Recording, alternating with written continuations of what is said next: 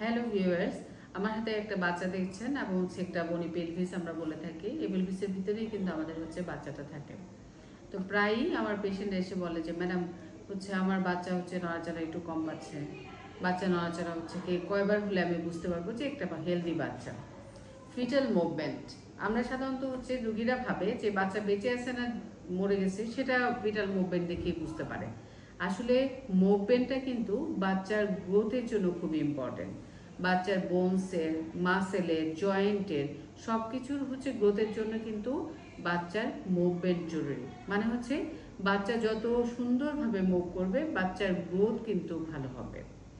এখন একটা মানুষের সকাল 9টা থেকে রাত্রে 9টা, অথবা আমরা যদি বলি 24 ঘন্টায় বাচ্চা কয়বার নড়বে? বাচ্চা সাধারণত 10 থেকে 12 বার নড়বে। এটাকে আমরা বলে থাকি হেলদি ফিটাস। অনেক পেশেন্ট এসে বলে যে ম্যাডাম এতক্ষণ ধরে আমি 24 ঘন্টা ধরে এত অবজার্ভ করতে না পারলে আমি কি করতে পারি?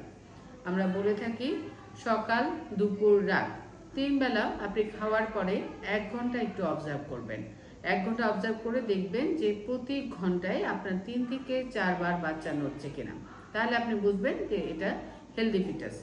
অনেক সময় হয় কি যে রাতের বেলা একটু কম নাড়াচাড়া করলো, পরের দিন খুব উদ্বিগ্ন হয়ে যায় পেশেন্ট।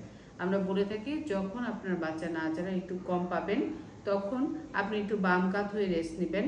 আপনি যদি অনেকক্ষণ না খেয়ে থাকেন তাহলে আপনি একটা ড্রিঙ্কস নিতে পারেন অথবা একটা স্ন্যাক্স নিতে পারেন, নিয়ে একটু রেস্ট নেন। রেস্ট নিয়ে আপনি পেটে হাত দিয়ে একটু ফিল করেন যে আপনার বাচ্চাটা নড়ছে কিনা।